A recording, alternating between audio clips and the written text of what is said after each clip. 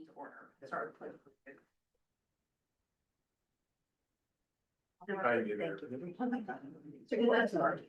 I pledge Allegiance to the flag of the United States of America, and to the republic for which it stands, one nation, under God, indivisible, with liberty and justice for all.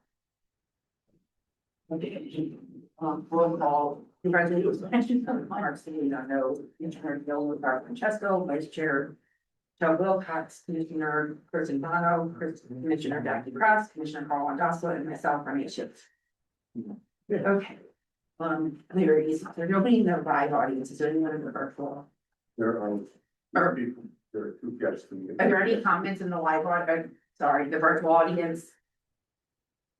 Please raise your hand.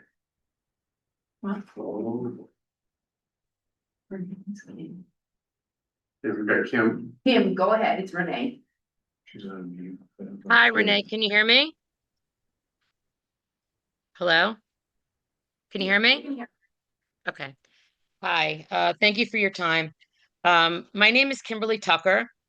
Speaking tonight because I want to discuss the handling of my civilian complaint by Town of Old Saybrook and the Old Saybrook Police Department. And since this is a police commission meeting, I figured this would be the best time to do it, since I can't seem to get appropriate responses via email. So I'm just going to briefly go through the timeline first. Wait, before you go too far, I just want to Sure. remind you, we do have a 3-minute limit, so however you need to Sure. consolidate, just do that. Okay, thank you. Sure, no worries. I keep it as brief as possible. February 3rd, 2025, I filed a detailed civilian complaint concerning my experiences with Old Saybrook Police, misconduct, the violation of my civil and constitutional rights, and how I was treated for when I was in custody from January 19th through the 22nd in 2024.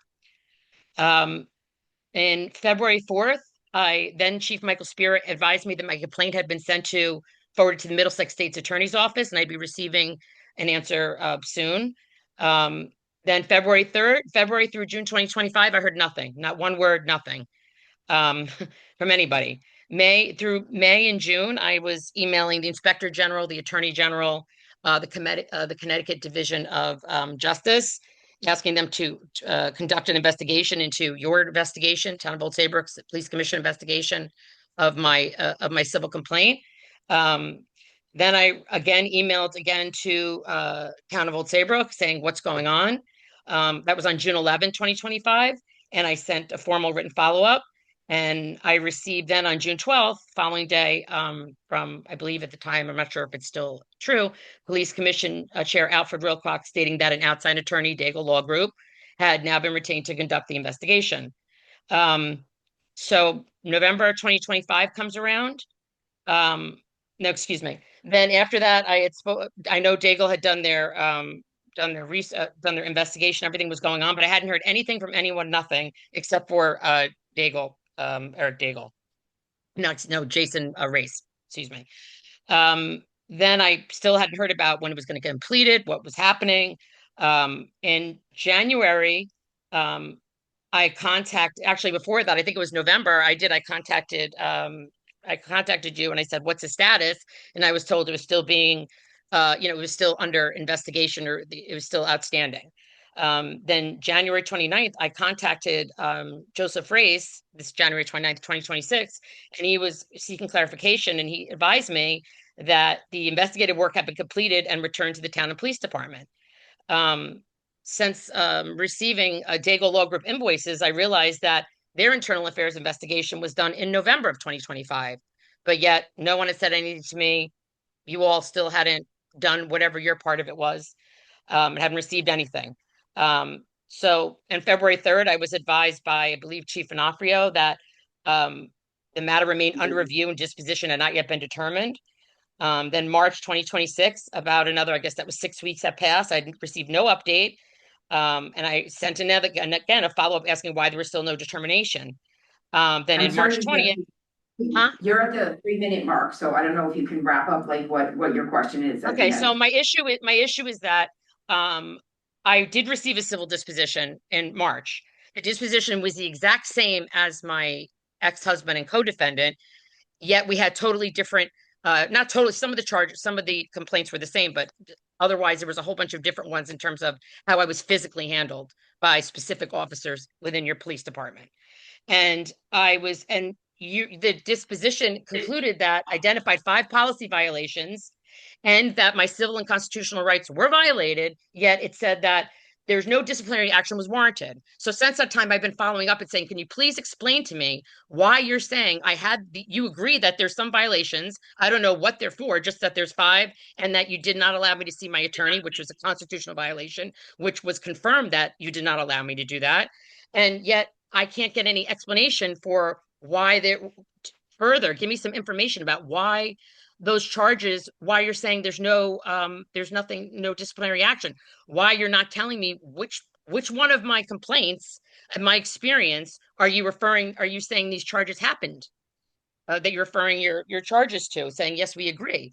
And it's just it's how come me and my ex have the same exact response? And then I've been asking over and over again, I'm still not getting any answers. And it's quite frustrating.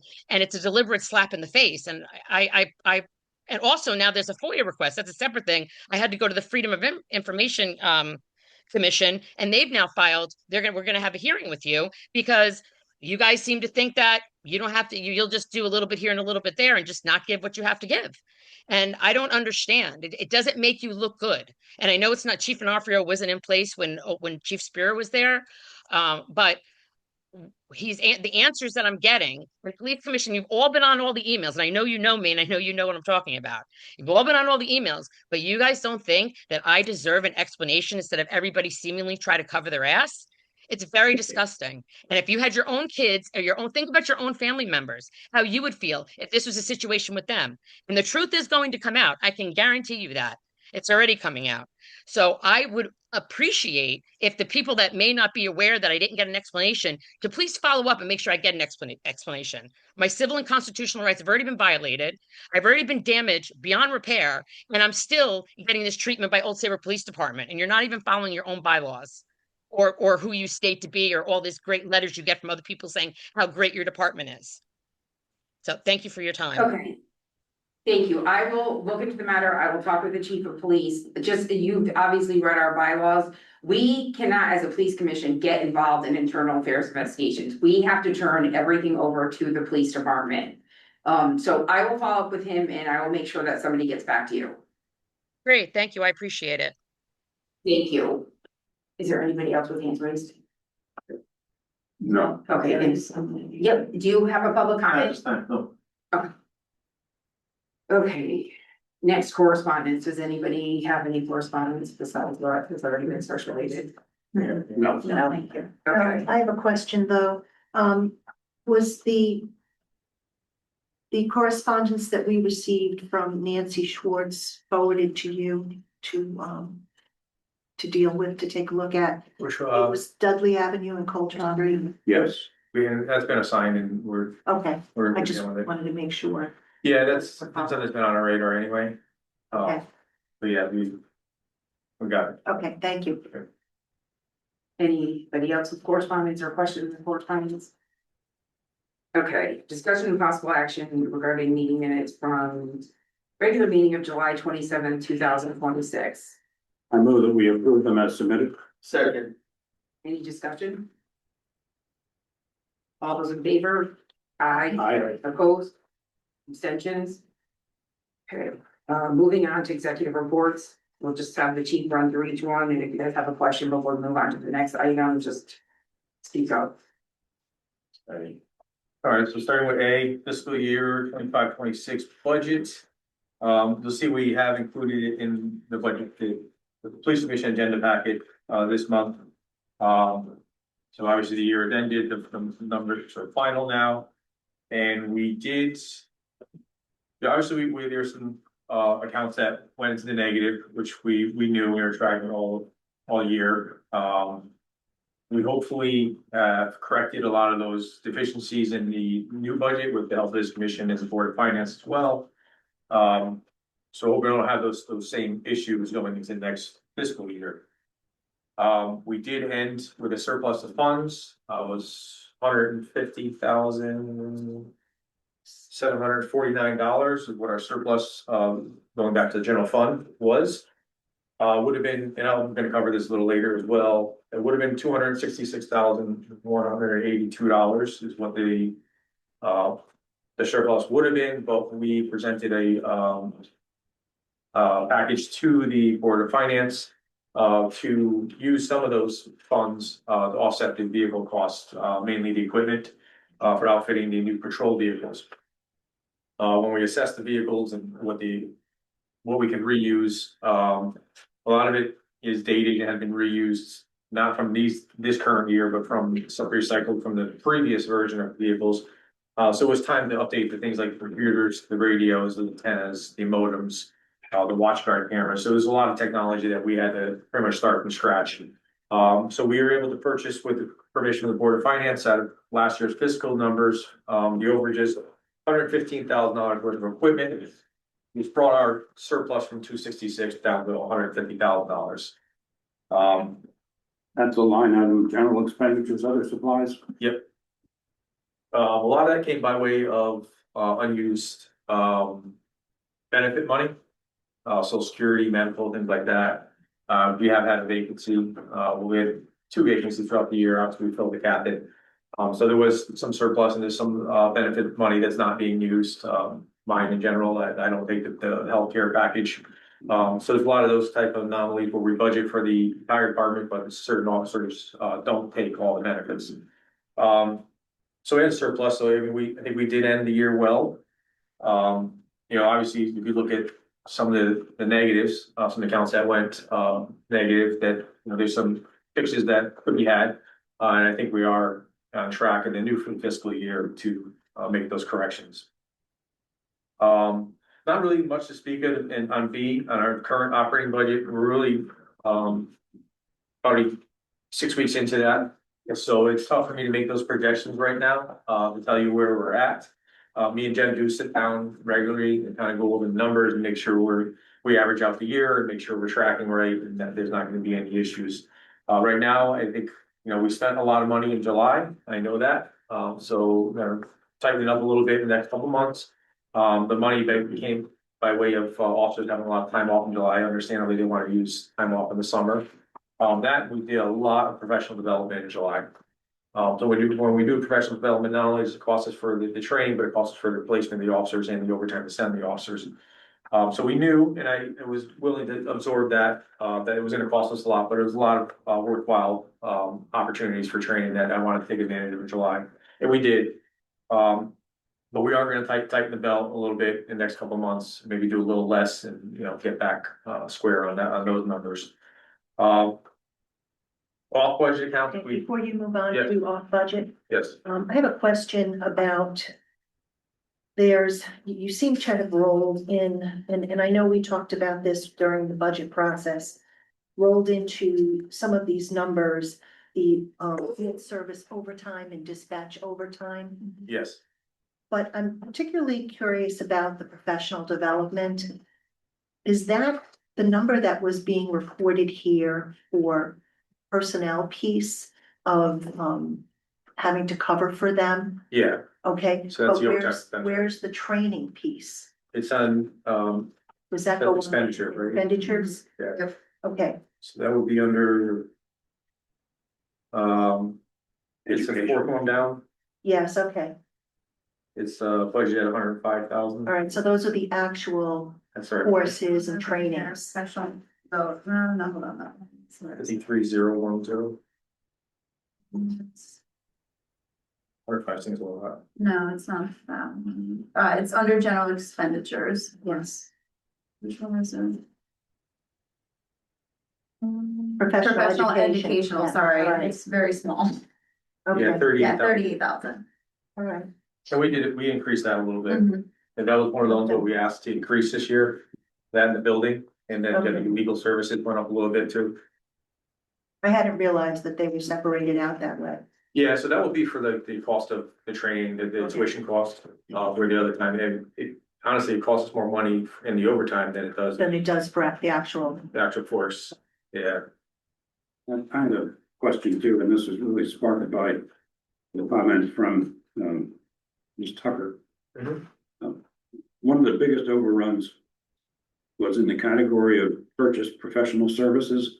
Was that largely the Daigle investigation? It was a few things. Yeah, it was the Dagle investigation, but it was also, the recruitment of the captain as well. Okay. And I think was my recruitment in that or no? Yes, but JKS was also, Oh, yeah, JTS, our IT IT services. And am I correct that the department felt it best to go outside with Daigle because the Tucker complaint was across so many people in the department that the department didn't feel that it could investigate itself? Yeah, I mean, my opinion as a chief, it was the right call, especially if you have an accusation against the chief. To have an outside source do it. It doesn't always have to be a private, purchase, like an independent attorney to the law firm. In the past, I've used the state police. A lot of times they're more willing to have their internal affairs people do investigation for us. That's probably the avenue I would take first. Doesn't cost us anything. And it's a very, very professional, of investigation. A lot of times there won't be any overlapping of conflicts of interest with the state police. So that would be my suggestion, to maybe not spend that money like that. But I don't think it was the wrong decision. I think that was, right in line with what you should be doing, but looking for either a Daigle, an LA inspector or the state police. So was Eric Daigle's bill just paid from last year? No, it was, we paid that, but I think we were looking at the 26 fiscal numbers, right? Oh, okay, I thought they Yeah. were still, I thought we'd moved on Yeah. to 27, okay. we fixed that. Oh. Yeah, we just kind of bounced back. It's already kind of encompassing it all. Off budget, is it okay to move on to off budget accounts? Yes. Off budget accounts, no, we didn't have a lot of movement there. We did use the canine funds, to continue the outfit, the canine truck that's being outfitted. That was the cap rate. Yeah, but that came out of other supplies. Oh, we didn't even use that? Yeah, no, we use that. So my intent was to use, the canine fund, but I think we found money elsewhere. So I don't think we had a lot going on in the off budget. I had a question about the police administration expenditure, $4,480 for the SP Valley Railroad. Can you shed light on what that is? So we get there. Which one is that? Okay. The railroad.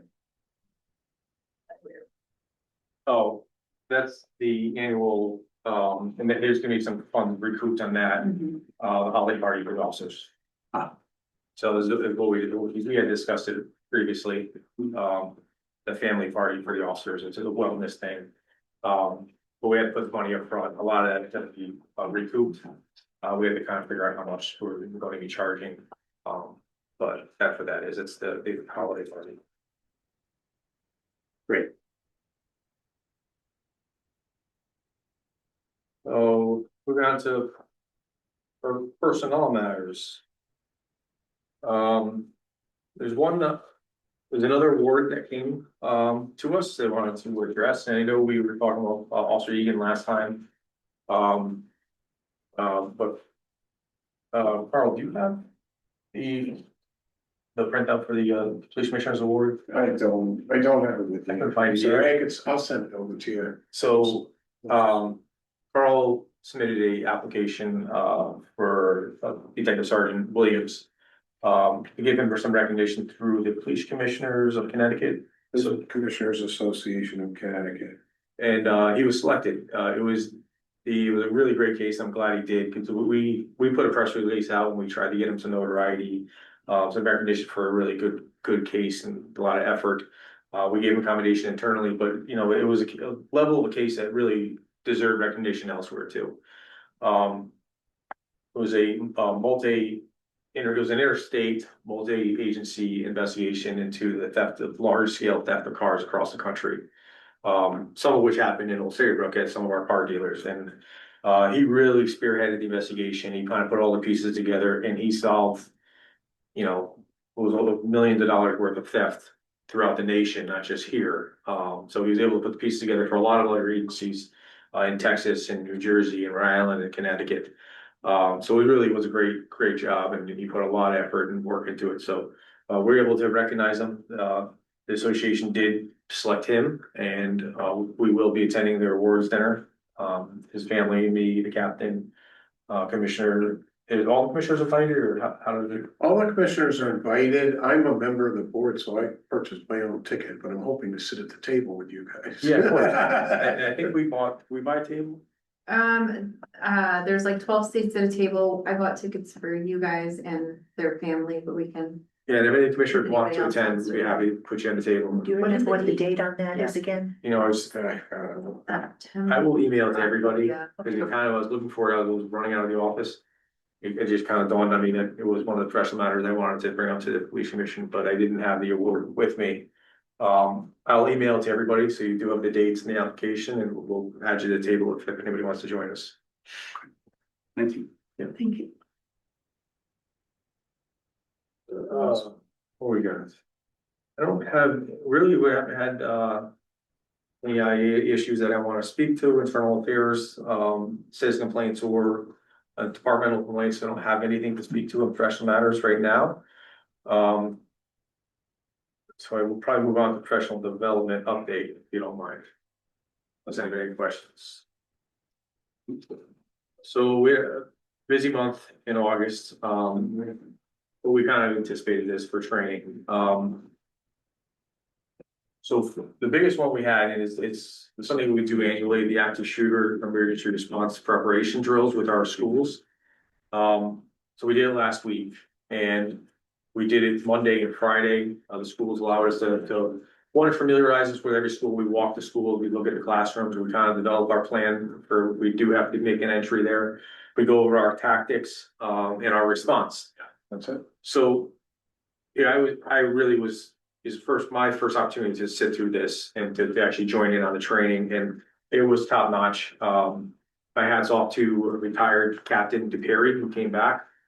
He's an absolute expert in it, and he obviously has all the institutional knowledge of both Saybrook and our schools and our response. So I learned a lot, to be honest, and it was really nice for me to go shoulder to shoulder with the officers and to go through the scenarios and to make the entries into the schools and know how we're gonna respond, because, you know, if those unfortunate situations do happen, me and the captain might be the two closest people there. You know, the proximity headquarters to Goodwin. So we will be responding, and it was good for me to be with the officers and going through that training. And it was top-notch training. It's something that I really wished that I could have done in my previous agency, and we tried to do it piecemeal, but to do this and get the entire department through it in 1 week and to have the level of expertise from Captain Perry to come and really slow down and kind of let us rethink of what our response is going to be. It was a great refresher, but it's great training for our officers, and I am very confident by going through that training that we will have a really appropriate response to the situation if it ever came up. We're equipped well and we're trained well. So those are the first two things that we have to tackle, and, you know, I'm pleased to say that we did do that and it was a success. Then not only was it our officer, it was also our civilian staff. Jen was there till 10 o'clock at night, both nights with us, as well as Pat Hanley. So it was nice. It was all hands on deck, but, you know, if those unfortunate situations happen, it will be all hands on deck. I have no doubt that Jen will be there with us after trying to reunify parents and children, and it's going to be, the whole community would be involved, and it's good to have everybody have the exposure, and it was, I was pleased, to say the least. So that was, you'll see in the next, there's an expenditure associated with that as well, obviously. So there's some overtime costs, some training costs, but I think it's well worth the investment. Onto individual officer training, that was a department-wide training, so everybody understood that. Pleased to say Officer Moriarty has completed all 3 series of traffic crash reconstruction course, which is a very, very difficult course. There's a lot of math and science involved, determining yaw marks and speed and impact. And so now we have a fully certified accident reconstructionist within the department. That'll enable us to do some other things. So now we can start looking at regional teams that we can maybe join him on. Starting our own team, doing advanced training and getting advanced equipment for accident reconstruction. So it really opens the door for a lot of things and to elevate the level of service we're providing the community in terms of the accident reconstruction. So I'm pleased, and he's a very smart individual. Not everybody can pass that course. There's a lot of math involved. So you kind of got to evaluate your officers before. Like, I don't know that I'd be passing the second two. So he's has a mind for it, and I'm happy he got it done. We did do, and it was needed, Waypoint Marine navigation training. So that was on our Marine Patrol boat. So all our officers at any given point could be assigned to the boat to go to a rescue or a patrol or some type of emergency on the water. So they all needed to attend this and to be familiar. Lieutenant Gallardo, Officer Costick, Solano, Ciscato, Officer Rankin, and all of our boat operators attended this. And it was worthwhile because not only did they give a refresher on our marine tactics, but they went over our equipment. Some of it gets some updates, or all the electronics, the sonars, the radars on the boat. It's pretty advanced, and you kind of need to stay up to date on it and be refreshed every once in a while, as well as our thermal imaging and our communications on the boat. So there's a lot in that boat. It's not just two motors and a hull. So I'm happy that they all got the training and we're in good shape there. Sergeant Ciccone completed his FBI lead at his second course to get on to essentially he's one more left for the trilogy for his leadership training through the FBI.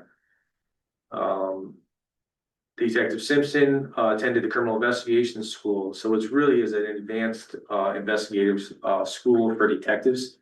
That was at UNH, right? Yeah, it was UNH. The Henry Lee Institute. Cost first. Yeah, it's not supposed to be free of cost, but the captain, there's a few favors owed to the captain. So he was able to get Detective Simpson into the course, and they waived the cost for us, to say the least. It was a really great relationship to have with UNH and that Henry Lee Institute. And we'll continue it. We'll send him for friends and classes and whatever we come across. It's definitely worthwhile. We also Railroad reached out to me, and they wanted to start conducting training for our officers, and I thought it was worthwhile. Obviously, we have the railroad, the train tracks, the station here, and we do often get issues on the tracks. You get foot pursuits, you get wandering people, you get sometimes children on the tracks playing. So our officers need to be familiar how to operate and how to be safe on the tracks, so we don't have any tragedies up there. So the railroad came, they did all the training in-house. It's familiarization of track safety, who they have to communicate with, to allow oncoming trains to know that we're in the area, to shut down the trains, when to shut down the trains. That's something that they're willing to do routinely. So we're gonna make it a regular thing. They came into our lineup before officers hit the road, and they gave them some brief trainings, and we're gonna continue that. It's really super important in towns that have a lot of railroad traffic, where we do. And the last thing is our EMTs. Our 8 officers that have been receiving their EMT training are completed. They took their practical exams, and they're all scheduled for their national registry exam in September. So fingers crossed they all pass. And we have 8 new EMTs on the roads for on medical calls. Before you go on to activity, can I just ask, who does the Marine training? It was yeah, I don't know the guy's name. It was one of our retired Passy, Tom Patassi. Oh, okay. So he did all, so he was he worked for Ray Marine in the past, I guess. So he had a lot of institutional knowledge and knew, how to train us on that equipment. So it was good to have him on board. So I have it, I'll do that later. We have community events update. Thank you, sir. That's all I have for professional development. If the captain has anything you'd like to add? I miss anything?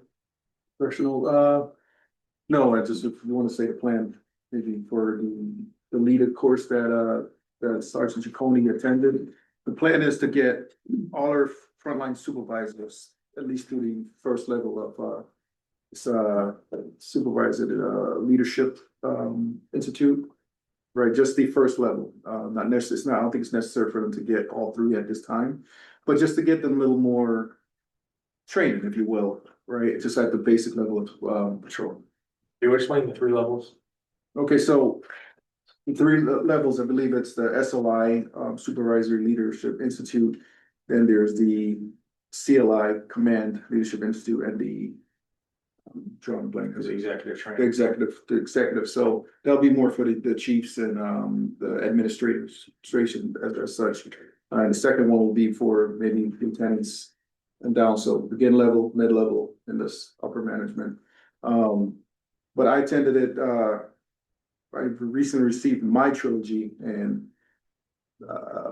I think prepared me even more so for this position, just different types of leadership and just different concepts and things that you may not think of, when you want to become a leader, and just kind of guided me, a lot, I would say. So, I know there's one thing that, as far as the SLI portion, where I took this with me, where they harp on the fact that, yeah, the chief, he runs the police department.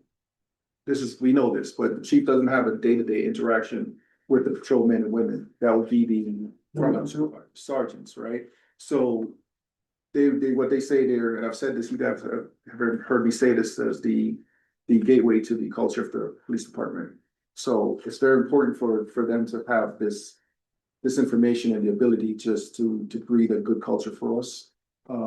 So that's why I think it's so important for them to get this training. So Sergeant Chaconi can do the third part.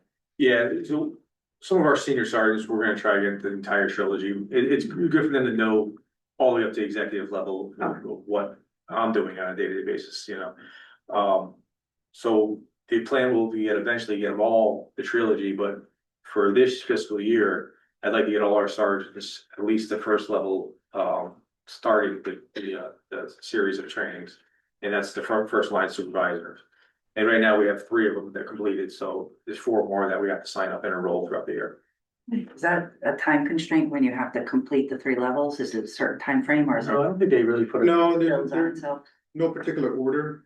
Okay. Because, for example, sometimes this SLI could, they're several months apart. It can be local or in Hawaii, Oh, wow. right? So there's no, as long as you complete them. Gotta wait for them to come around. Oh, So they FBI moves them around the country. So when they come to Connecticut, we try to jump on it. You're not guaranteed the seats. So they fill up pretty quick. okay. So they're definitely, they're desired, and, you know, we're lucky to have, you know, the officers we do, 3 of them completed, so. Yeah. But I think it's reasonable to say if we can get 4 more sergeants at first level, within the year. Cool. That's great. That's great. And I think it might get us all on the same page with leadership styles as well. Everyone goes to the same training. Right. So we'll move on to the activity report. I think Catherine's gonna do that.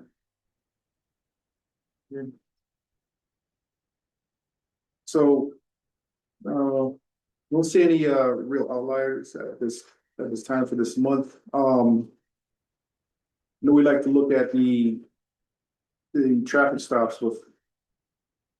For this month, we're at 152 stops. I personally would like to see that increased a bit more. Perhaps one of the causes of it only being at this 152 for the month. Again, as Chief Onofrio stated, we actually did a lot of professional development. Some of these classes were week long, plus vacations, some of the officers. So I checked the numbers today. Some of the officers who would have perhaps done more stops were not here. They were away at training or perhaps vacation. So I might have said this before, but next month we should see a jump in these cars, the motor vehicle stop activity. Okay. Any questions? What regard are you thinking that? I'm What sorry. does that mean, to see more stops? More motor vehicle stops, interactions, traffic stops. We saw a dip in the motor activity officers are doing in terms of motor vehicle enforcement. So we've been So tracking there it. would be more officers on the road? No, we're just encouraging to do a little more. Now that they're all here. actively- Yes. They're not in training, they're on vacation, we'll have them on the road, we'll have a little more staffing and a little more free time for them to devote to that. Okay. And if they Oh, I'm sorry. Go ahead. sure. Yeah. Okay, well, in theory, we will have more officers on the road because they won't be as much training classes. So in theory, we should. Right. Is there ebb and flow with the month, because we have an influx of people coming in the summer, and then I would think in September it might dip a little, and you might not need it as much. That would have been my philosophy as well. I would have thought we saw more activity in the summer. And Yeah, It's not exactly how it tracked, Yeah. that's why we're bringing it up. We have been tracking it, and we've been talking about it and trying to figure out We're trying. the cause and then interpret it, see what officers are doing less, and that's what we actually broke it down to every officer and see who's doing less, and our determination was the officers that typically would deliver, say, 20 motor vehicle stops a month, where most of the month was devoted to training or vacation. So that's why we've been seeing a little bit of dip, but it is something that we track. It does show the productivity of our department and our officers. And, I'm not trying to be overly punitive, but I want to see the activity. I want to see the officers stopping cars that are in violation. Can I ask you a question? How we doing with the golf carts and the e-bikes? Cause I So- tell you, I get stopped every day at the gym and somebody has to say, hey, No, I agree. I mean, I'm very frustrated by it, to say the least. We have been doing golf cart enforcement, and we have been putting out special details just for e-bike enforcement. It is getting out of hand, and there's just today we had kids going down Main Street, and yesterday we had kids doing wheelies down College Street, and we were seeing videos. So not only are the officers out there assigned to try to make contact with these kids, try to do enforcement when it's necessary. If it's even necessary, seize the bikes if they're out of compliance and they're illegal and they shouldn't be on the road, we will seize them. But also we're doing investigations every week.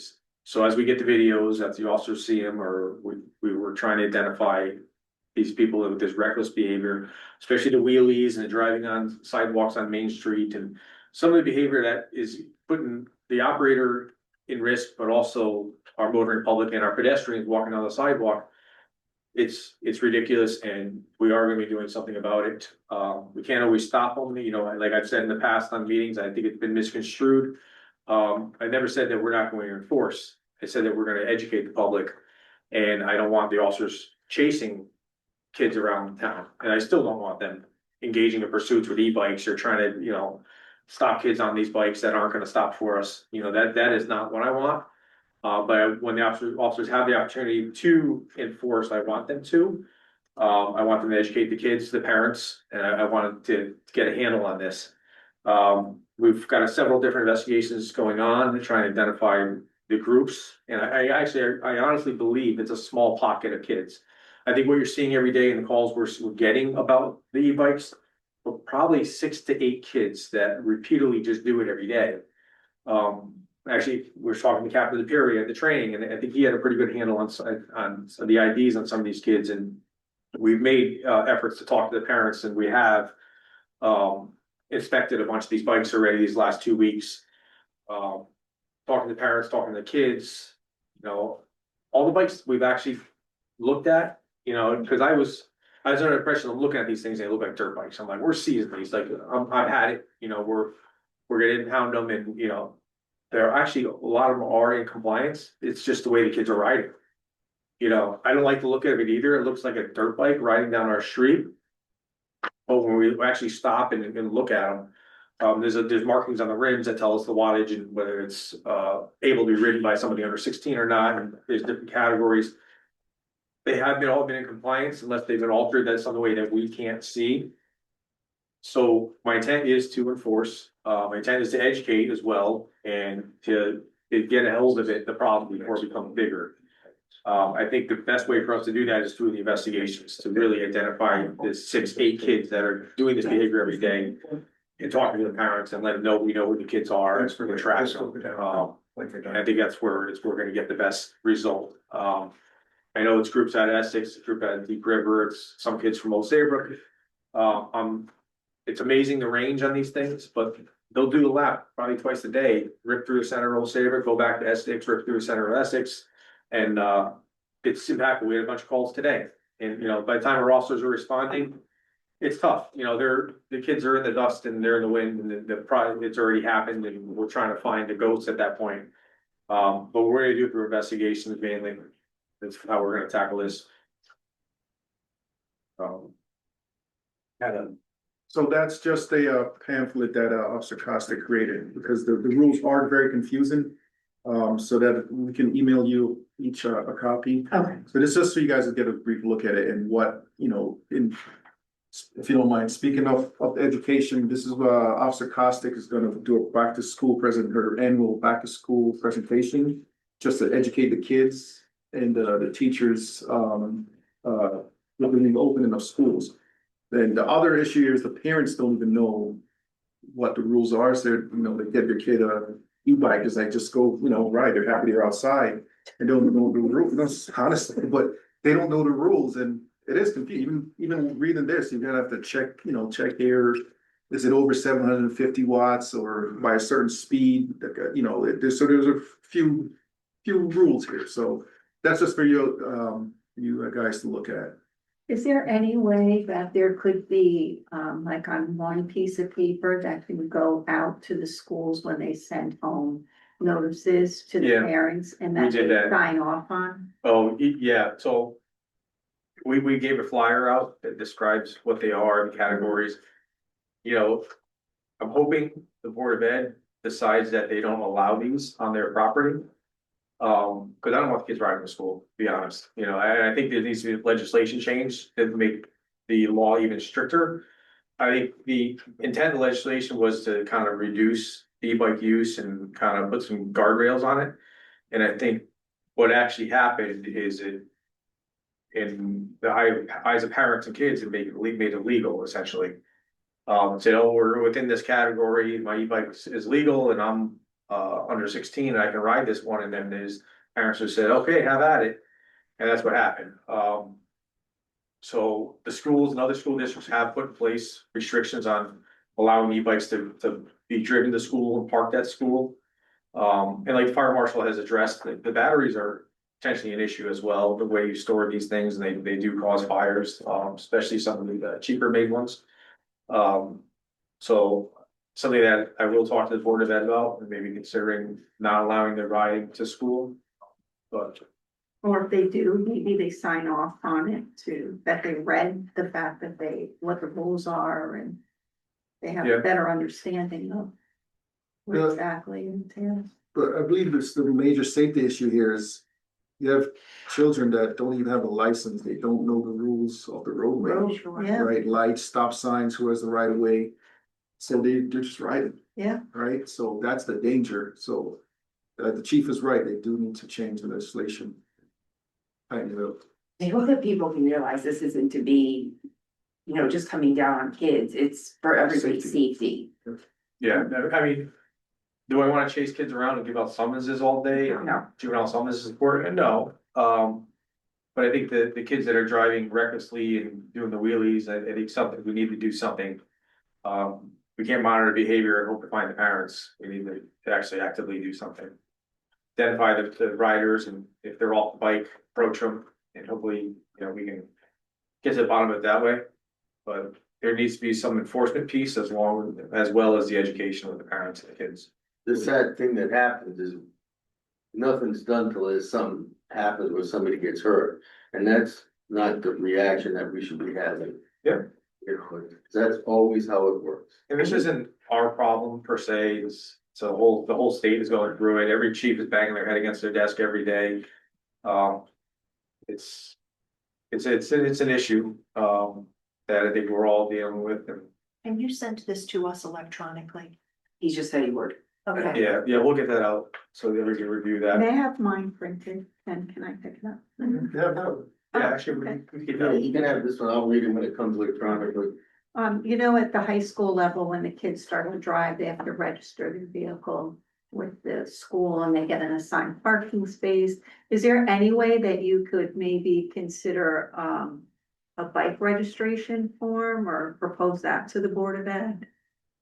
That way you have a better way of identifying. Could, I mean, I prefer to not allow them at all to the school. Right, but if it's Yeah, not preventative, at least you have an Yeah. alternative measure. it could be an option as opposed to, if they're not in agreement to the ban them completely. It's something we could definitely look at. Just a thought. I know the e-bikes are an issue and I don't drive, but I'm sure everybody else is, even the bicyclists, I mean, they get up to a red light and they just wave to you.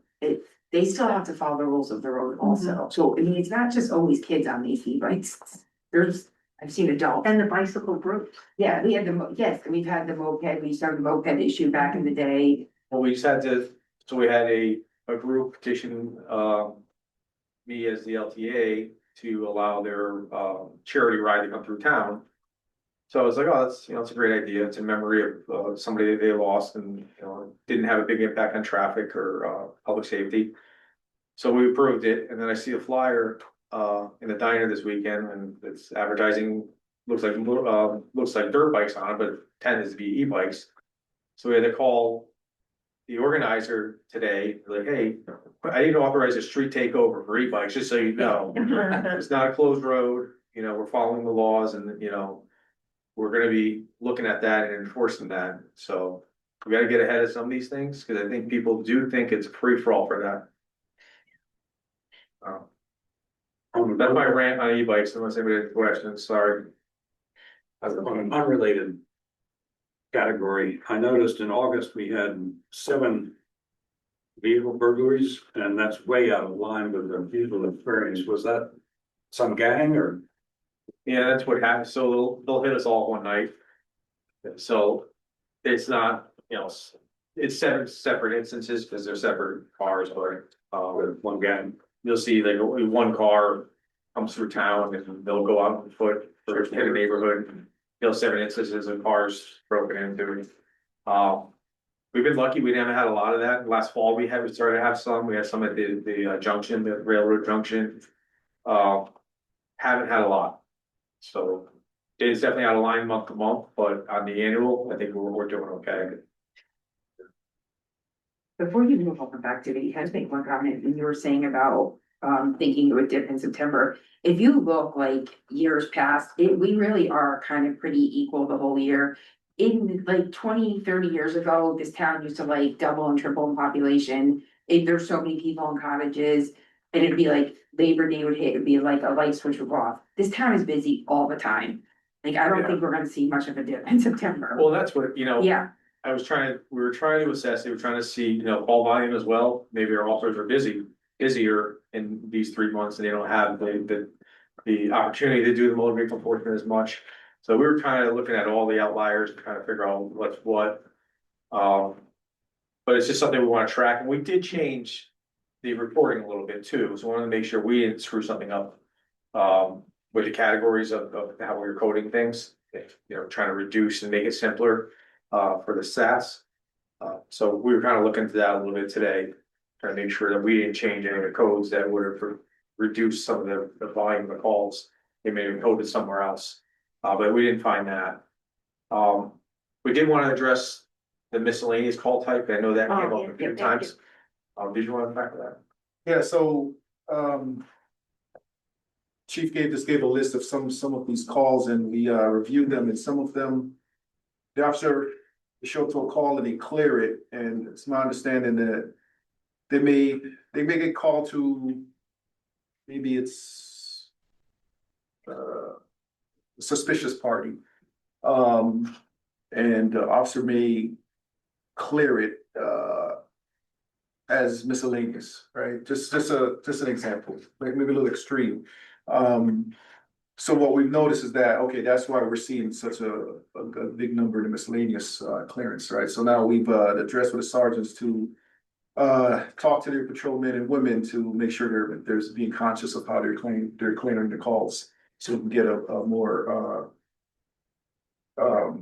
More accurate. view of the calls for service. So what we're finding is a combination of miscoding the calls by error. And calls that didn't fit into any other category. So there was like, people stop in the headquarters and they want us we have to validate their VIN, check their VIN and sign forms. So they would pull a case number for that. We don't have a code for that. Somebody stops waves the flags at an officer over and wants directions. Sometimes that will get coded out as miscellaneous, like the officer doesn't know what he's coming onto, so he'll say, hey, I'll be out with such and such, and they pull a case number for it, so now you gotta code it out as something, so that'll be a miscellaneous catch. It's kind of the one-offs like that aren't really law enforcement, but it's, you're serving the public and you're having that interaction, we got miscoded some way, but there was some miscoding stuff going on where it was, calls that we had, definitive call types for, that we just miscoded and they used the miscellaneous as a catch-all. So the captain did address it with the sergeants, said, hey, make sure when you read the reports that you're correcting the call type and make sure it's an accurate reflection.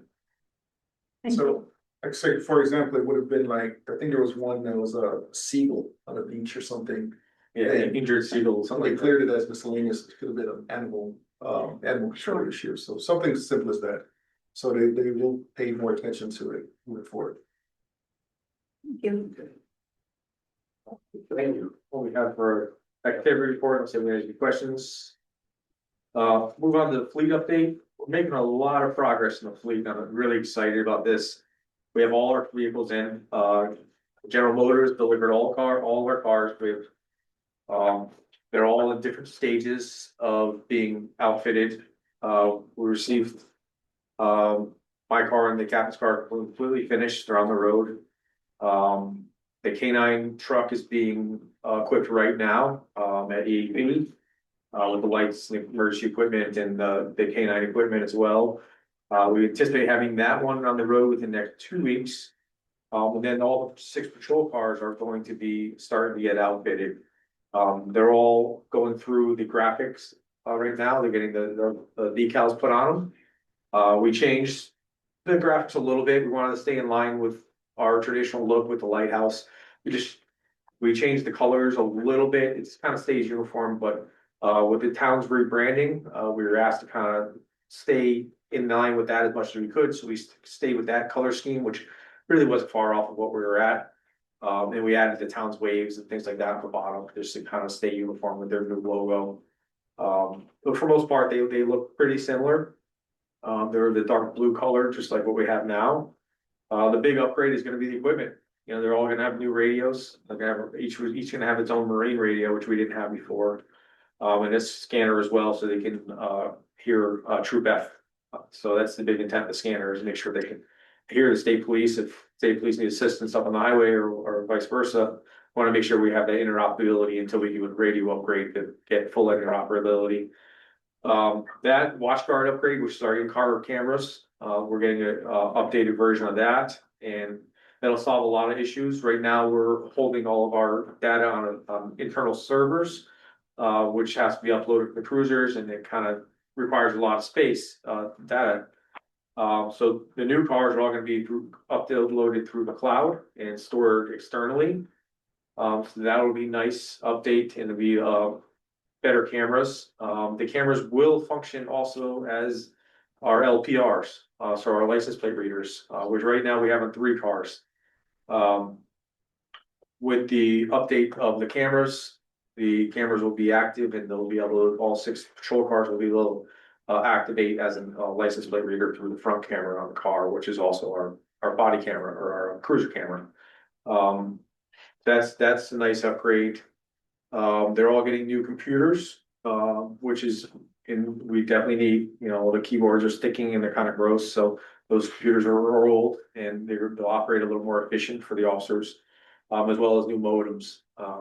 So it would be a very, very nice upgrade for the officers, and we just got to make sure we keep them clean and respect the investment that the town is making into the police department and for our officers' comfort and safety. So that's pretty much what I ran on the cars. They're in good shape, and I'm pleased to see them coming in. On the communications issue, it's great to be compatible with the state police. Are we also compatible with the fire department and our neighboring towns? Yeah, so we're working on that. We are, for the most part. It's with our internet network, our fire, EMS, and police. We are interoperable. It gets a little hairy when you get outside of town, although we are and aren't. It's some of the upgrades that it'd be a kind of a capital project. We're in negotiation.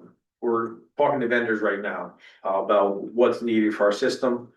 There's two main vendors in the state, it's Norcom, who we typically use, and then there's Utility Communications. We had to both do assessment of our system, kind of explain those things to them, that, hey, I want interoperability with state police, with Madison, with Clinton, with all our surrounding agencies. So that is one of the accomplishments that we're trying to undertake by upgrading. Our consoles, which are the dispatch consoles where the dispatchers sit, are very old and they need to be upgraded. And there's some just things, some wear and tear items in the towers and the network itself that we're at the end of the shelf life for. So it's, you know, I've already had this discussion with the first selectman and a little bit with the board of finance. So we're trying to get some numbers together to make sure those upgrades are, one, reasonable for the town to absorb without a grant, because right now there's no grants available for it. And two, what is the Band-Aid, if there is a Band-Aid, and we need a whole overhaul, which I don't think we do. But we're trying to accomplish that right now. But it's nice to have the car radios to be capable when we do a larger upgrade. So that's what we made sure that they were equipped with the radios that would handle them. Do you have any Explorers left? So there's 9 Explorers left right now. We will be taking 7 or 8 of them offline. Oh, As soon as these cars hit the road. We want to maintain 25 vehicles in our fleet. That includes all of our special vehicles, the pickup trucks, the mobile command center, animal control. So that's not patrol car, we don't have 25 patrol cars. But I don't want to exceed what we already have, so we'll be taking those offline, and they're pretty rough shape right now, so they need to be taken offline. Community events, if you mind if I run on to that? Okay.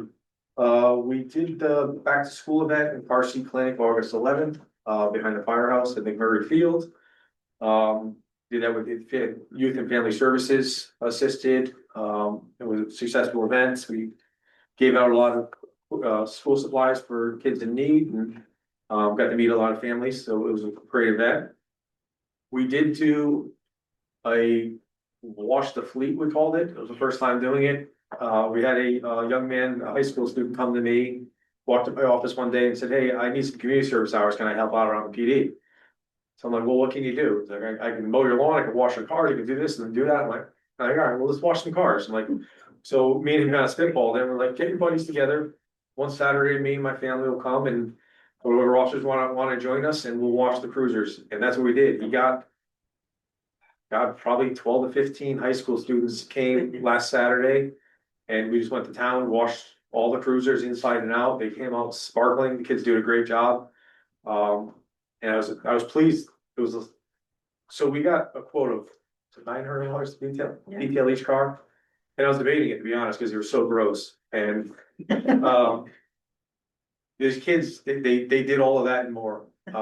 So we got all the cars clean, sparkling. The kids got the community service hours. We got to engage with them. And his name is Keegan Dobrat. Dobrats, right? Dobrats, yep. And he really did a phenomenal job, and I gotta send letters to the schools and give them their community service hours. Him and all his buddies, and I just saw him at the rink this afternoon. Oh, you did? So between my shift and this meeting, I stopped and put my son on the ice and came here, and he was getting off the ice at the rink. So he's our one, and he kind of close my heart. They're one hockey player in Old Saybrook. So He needs to have his Eric, the sports reporter on Channel 8. yeah. So it was great kid. I'm glad that we did it. That was what I have for community updates, and we do have one event coming up. Everybody's invited to. It's Tip a Cop event, September 16th at the Cuckoo's Nest, and that's in support of the Special Olympics.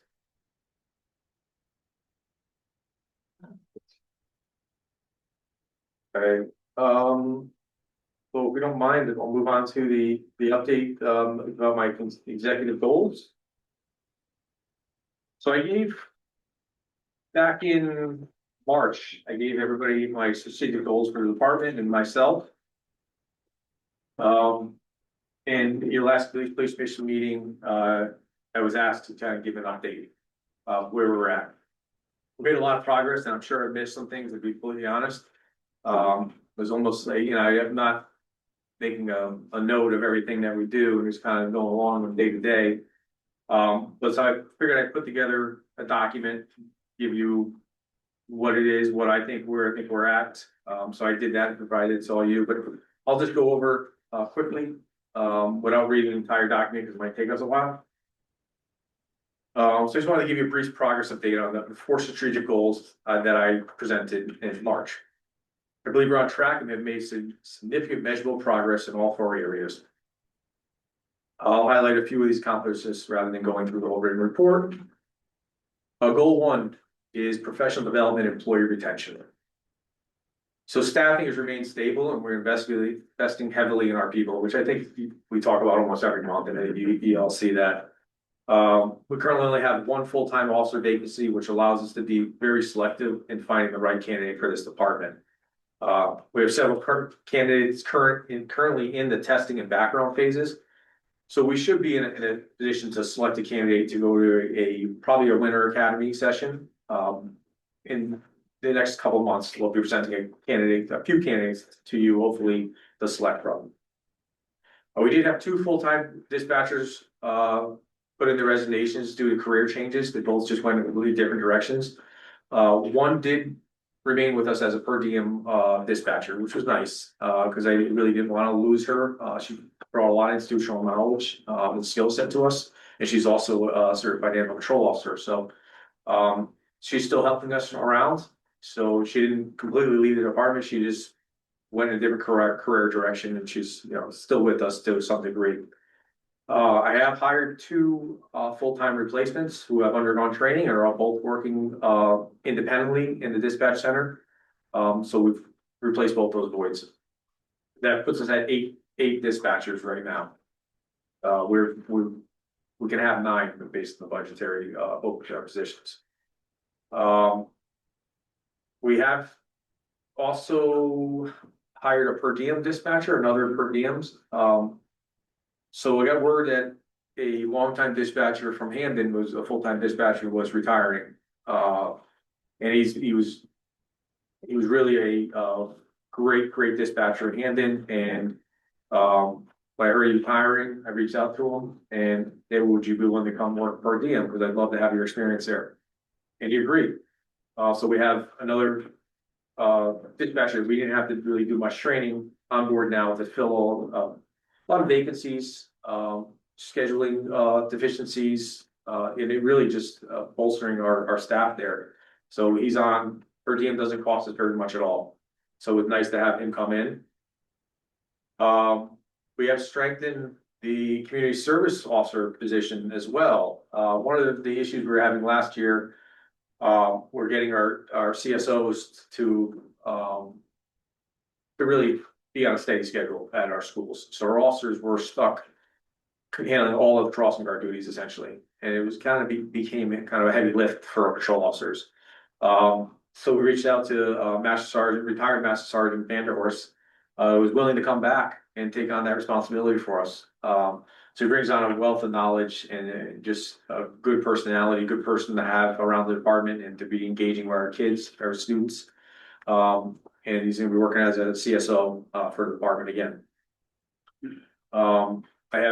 We're on track to get, like we spoke of earlier, all of our sergeants or first level supervisors into the FBI LEADA school. Three of which will complete the entire trilogy this year.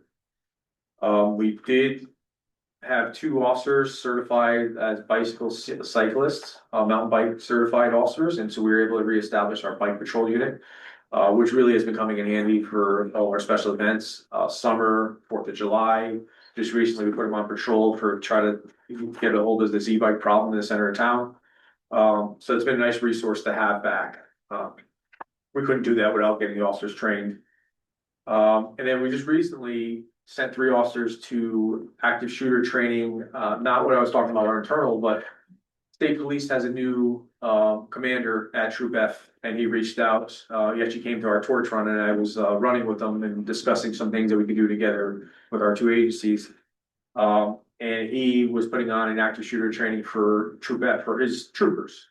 And their training is a little different than ours. So we thought it would be a great idea to get our officers kind of working in an interagency environment, understanding how they would handle a situation and how they would respond. So we sent 3 officers to their active shooter training. kind of understand what a response from Troop F would look like if they came into town. So I thought that was a nice little olive branch from the state police to invite us, but it was also worthwhile for us to do. So the bottom line is that we maintain our staffing, we've strengthened our bench, and we continue investing in our professional development and our personnel in this department. Operational goal number 2 is operational excellence and organizational review. We've made substantial progress monitoring how the department operates.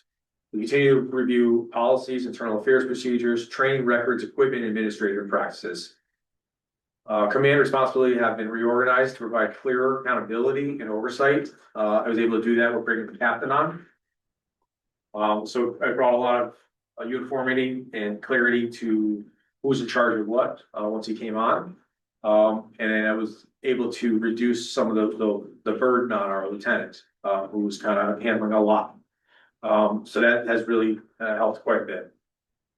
We conducted an internal audit on our training files, continue working towards consistent training, a transparent promotional process. That's what I presented to the police commission months back, which we haven't had an opportunity to implement yet, but we have it in place and it's agreed upon by the union when we do need it. Equipment wise, we've officers brought to me that they wanted external vest carriers, and it was kind of on the fence a little bit. I made them bring me the vest, bring the vendor in, look at it, see how it looks, assess why we want this, and it actually looked after hearing the vendor and hearing the officer's needs and what they want, and to modernize a little bit. We agreed, and so all our officers will have external vest carriers that they can wear if they want in patrol. It's just better ergonomics and equipment distribution. It's better for their backs, better distribute equipment. Here are some tactical considerations we had to make in terms of what equipment goes where. But the Master Sergeant DeMarco has kind of took that on and came up with the best practices for that. So the officers will have external vest carriers if they want to use them. They don't look that much different, to be honest. We kept it somewhat conservative, but they do have them if they want them. We're undertaking a significant modernization of our fleet and our technology, including the new patrol vehicles, our radios, our MDTs, which are our cruiser computers, watch guard cameras, and transitioning our LPR to Motorola. We've recently launched the Hero scheduling software, which is definitely a significant improvement in how we operate and transparency and ease of use for our officers. And we can continue to evaluate our radio communications infrastructure for future improvements. Bottom line is we're becoming a more modern, efficient, accountable, and professionally managed organization. Goal 3 is fiscal responsibility, strategic budget management. We made significant investments while still finishing the fiscal year in a very strong financial position. Before investment, we had about $266,000 in available funds at the end of the year that were going to be going to the general fund. Like we talked about, we went to the Board of Finance and we asked for some of those funds to be devoted elsewhere. By doing that, by spending that $115,000 out of this fiscal year, it offsets for that equipment. It allowed us to stay within the financing amount for our vehicles to the $90,000 to $100,000 annually for the next 4 years. Otherwise, we were going to have to inflate that number to a number that we've never really seen here before. So it kept us right about the line where we're in that $100,000 range for financing vehicles when we do finance vehicles. So that's helped, and that will help in the coming years as well, that we don't have to overinflate our financing amount. So we're able to modernize our fleet and our technology, support our training, and maintain services while remaining fiscally responsible. Bottom line is we use existing funds strategically to meet immediate needs, reduce future financing obligations, and still return more than $150,000 to the town at the end of the year. Final goal is community engagement and relationship building. Community engagement has become a part of our everyday operations for our officers and myself. I'm part of that as well, so it's a captain. We have significantly increased our presence in the community at beach association meetings. If there's a meeting out there, I've attended it, to be honest. This past year, I've accepted almost every invite that I've gotten, and they've all been worthwhile. I've gotten to hear from all sorts of different community members, issues and concerns for every different association. It's been worthwhile and it's been enlightening for me. And it has been for our officers as well. We did continue to strengthen our relationship with the Board of Ed, Fire Department, Youth and Family Services, other town departments, our business community, and our community organizations. We hosted the Blue Bridge Autism Safety Training at the Cape for our first responders. We also opened that up to our public as well, which I thought was worthwhile. You know, that wasn't the type of training where we needed to keep it closed. That was training that I wanted to see everybody. I wanted to enlighten everybody else with what we were doing as an agency, but also I think the message was good for the public in general. We supported initiatives including the Bare Necessities Diaper Drive, Tippecanoe, Law Enforcement Torch Run for Special Olympics, and the most recent Wash the Fleet Student Community Service Project. Return to Bicycle Patrol Unit to provide another visible and approachable community policing presence. We're working closely with the schools on safety initiatives, including the exterior classroom and building identification on the windows. Contracted with computer science to install and buy the window numberings for all of our public schools in town, and that will be happening very soon. We're hoping to get it done before it's back to school. I don't think that's gonna be doable, but within the coming month, all the classrooms will be labeled from the exterior, which will help for our response and all of our first responder response. And I continue to work with Connecticut DOT, town officials on pedestrian, traffic, and road safety concerns, especially on Main Street. Bottom line, we continue to build relationships to make community engagement part of the department and conduct business every day in that way. Closing, overall, I'm very pleased with the progress we've made since establishing these goals in March. We have maintained staffing, invested in our employees, modernized our operations and technology, demonstrated strong fiscal management, significantly expanded our community engagement. There's still work to be done, particularly policy review, promotional process, recruitment, long-term capital planning, continual professional development, but I believe we are in a very good position at this point in the year. So overall status, we're on track with measurable progress in all 4 strategic goals. And that's all outlined more detailed in the letter I gave you. Very nice. Thank you. So, in an effort not to be redundant, I'm going to ask for the next agenda item 7 to be tabled until next month. It has to do with the PERF recommendations for updates. And I feel like I would have probably repeated a lot of what I just said. So it might be best to put that off till next month, and I'd be happy to address the PERF updates then. I make a motion that we table number 7. So moved. Oh, you mean second? Second, thank you.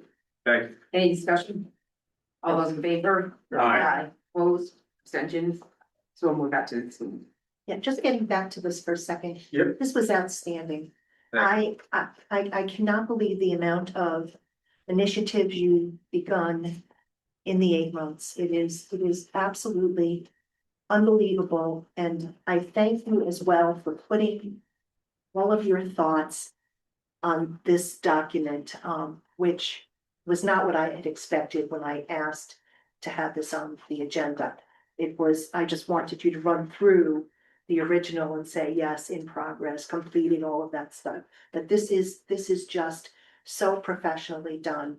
And I am very appreciative of this. so I'm happy to do it. You know, a lot of the progress, I hear it a good product, right? Like this department was in good shape. We have a lot of good people here. The officers are outstanding, our civilian staff. Jen wasn't here, I don't know what I'd do. So a lot of the undertaking and the progress we're making is because of the staff that as it was already here and you know, might be asking to do a little more, but they have all hands on deck and they're really undertaking everything that we ask. Well, your police officers are smiling a lot. They're really happy that you're letting them have fur in their face. You know, it's really working. That little things like that is doing a lot. You know, and I see a couple of them at the gym when I go in the morning, and they have nothing but positive things to say. And it's just, if they come up to me every morning going in commission, and I say, hey, just call me Mark right at the gym. So, Commissioner, if the Yankees allow it, we had to. How much Yeah. working out do you get done about this topic? I was hoping out you get done with all this stuff. See, I'm on the bike and then he's gonna go take a shower. He's referring to us allowing some facial hair on our officers. Yeah, I don't know if we picked up on that, but, the viewing public might not have. So now we're allowing a little bit of facial hair now. And they're all keeping it nice and cleanly cut. It's just amazing. Yeah, that's the thing. You have to be clean, you have to be clean cut, and you can do that. You can have facial hair in that We're way. waiting for yours. Yeah, I don't think you wanna see that. Very passionate. So, we'll move on if everybody's okay with that. Yeah. Yes. In lieu of presentation of the hearing schedule software, I sent an email with the vendor's presentation. It was an hour and 9 minutes, like we talked about. But I'll present that we've launched it. It's going very well. For most part, the captain manages it. There's some data input in terms of the scheduling, but once you kind of input that data, it rolls, and the officers have it on their phones. We have access to it on our phones as well, and our desktop computers. We can manage the schedules, we could take people off schedules, we can add them. We approve time off, and it's a very efficient way for us to manage the department. It was very difficult just with pretty much a calendar on a wall before, which I just had to take a screenshot of my phone and refer to it. And the same, I'm sure the officers had that same frustration. So now they can see months ahead of what their days off are gonna be, who's working with them. And if their time off requests were potentially gonna be approved or denied. So I think that's big, and that's big for morale. Kind of know when you're working and with who. So How difficult was the learning curve on it? it's more the input.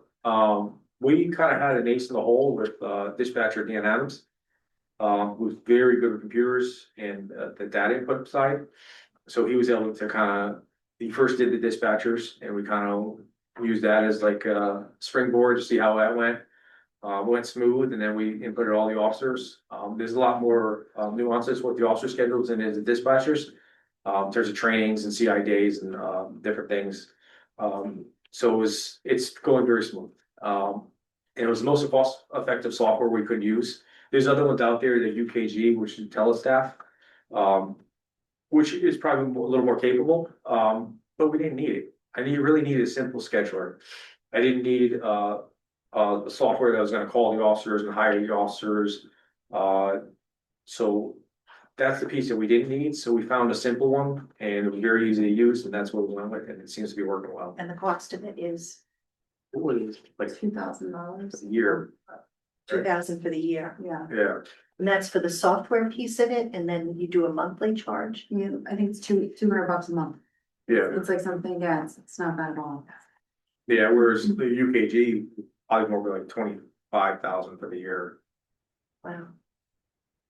so it was, Payroll synchronized with that? they're working with the town hall, finance to try to get that to work. They gotta build computer terms at Bridge, but they're working on that. I think the Trump tax thing kind of threw over a loop, right? No, through us, that's for sure. Some of the tax changes with the overtime being non-taxable, kind of delayed us a little bit for the merger. So they had to kind of build some more, I guess, software. They had to bolster it up to kind of accommodate that. So I think that's been a little bit of delay.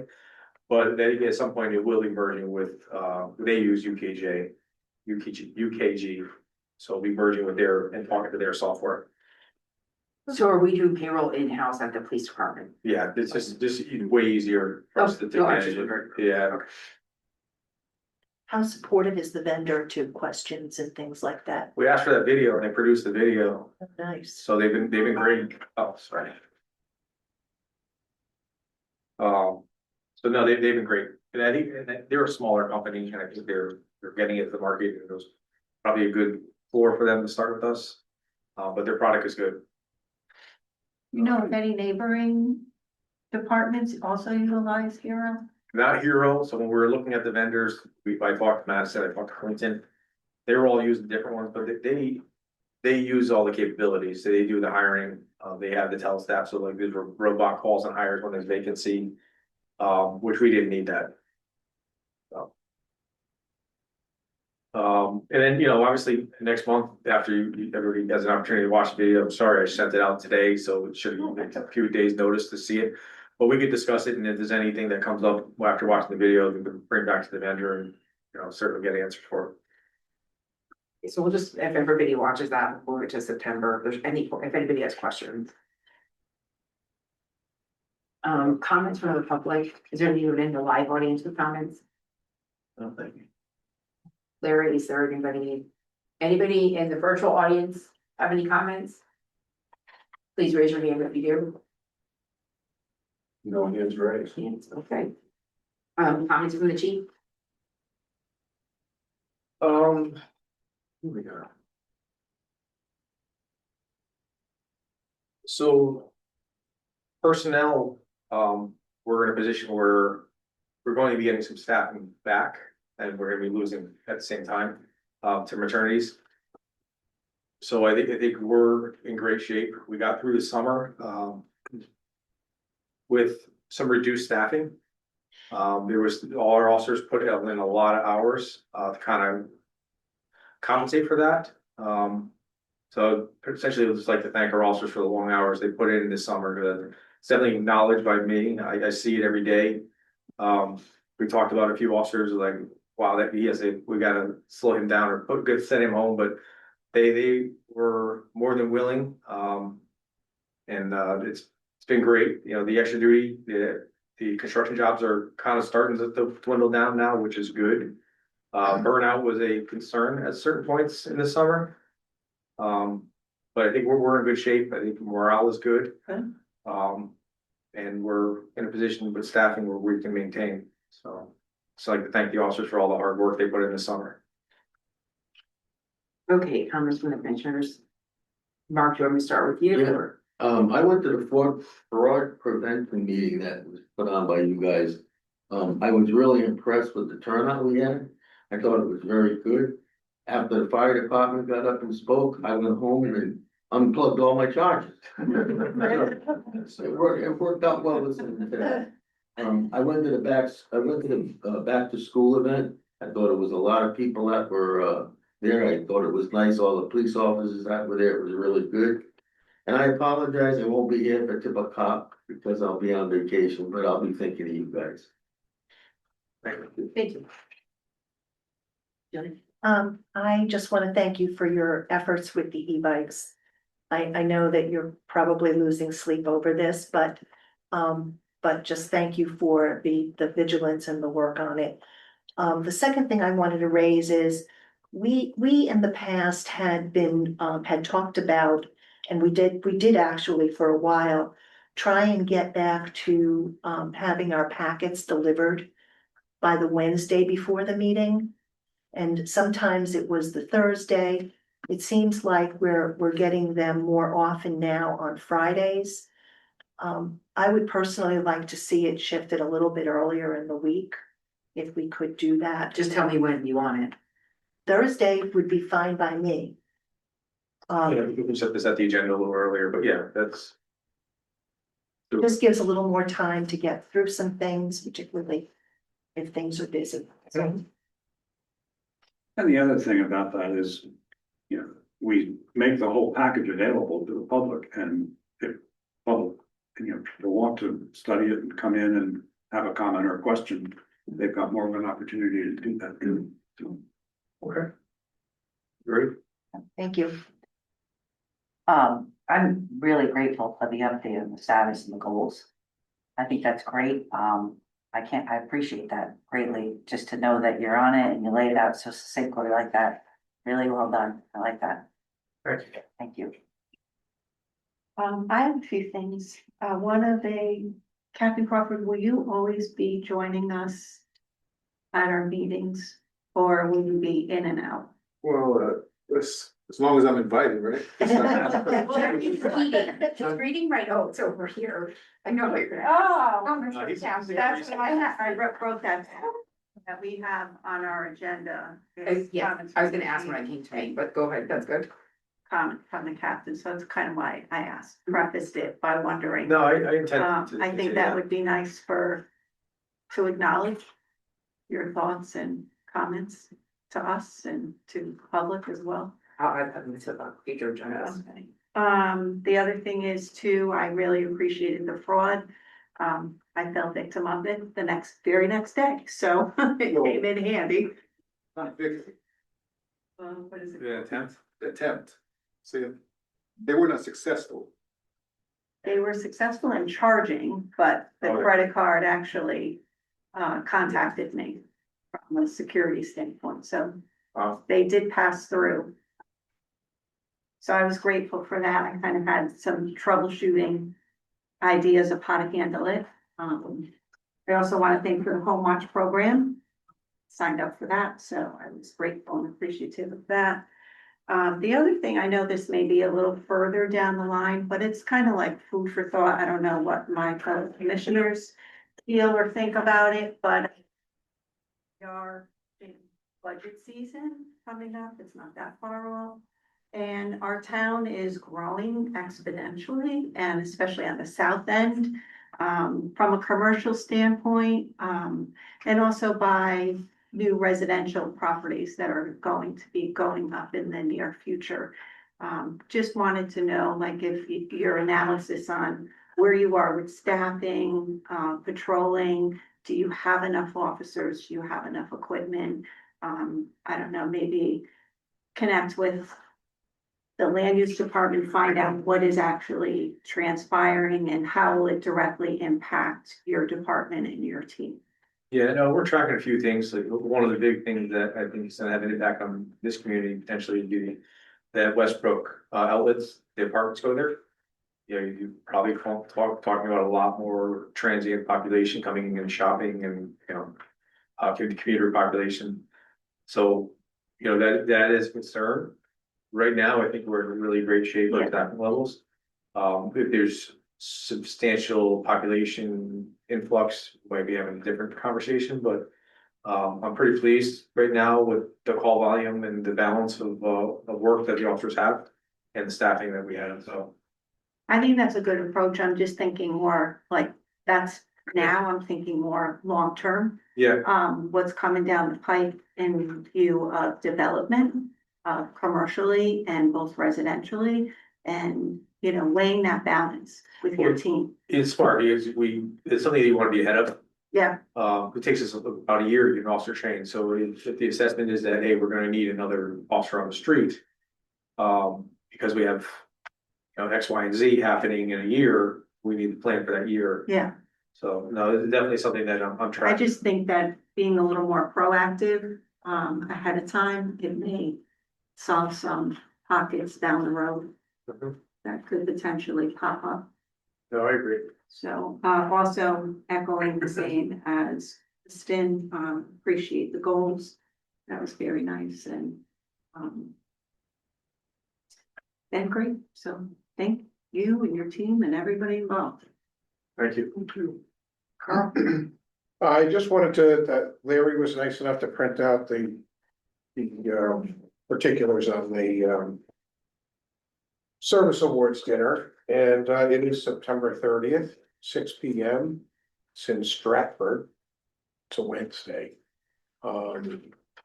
Easy to get to and get back from, but I don't know how to work out seating and stuff. You'd have to talk to the chief. Yeah, well, You know, however many tickets, I don't know how that works. I've never, I think we'll be fine. I think we get a table of 12, we can probably get everybody on the same table, but I got you. I'll figure that piece out. either way. I'll be in Peru, so don't say the place. We'll zoom you in. Our lobbyist will be there for, that works for the police departments and stuff. Okay. And they live in town here. Yeah, no, he's a So great it's guy. kind of neat. The Hugheses will be. He's awesome. Anyway, that's it. For me. I just want to thank you very much for this packet on the goals. We never, ever got anything like that. And even when I was on the police commission, there was never anything done like so thorough. I can't believe what you've accomplished since October 1st. I think it's just incredible. Very happy with the addition of Captain Crawford. I think you guys work really well together. And lastly, I'm so excited that Master Sergeant Penderhorst is gonna be working with the police department again. He didn't let on anything. I talked to him at a concert a month ago and I said, well, if you talk to the new chief, he said, oh yeah, but he didn't say anything, so. Very Don't happy leave, about same that. thing. Yep, he's just a good guy. Everybody knows him. I think that's gonna be perfect. Yeah, especially having our school. Yes. That's Yeah. ideal. Jen, thanks for the license plate. Okay, if nobody has any other comments, I entertain a motion to adjourn. No move. Second. All those in favor? Right. Aye. Opposed, extensions? Thank you guys.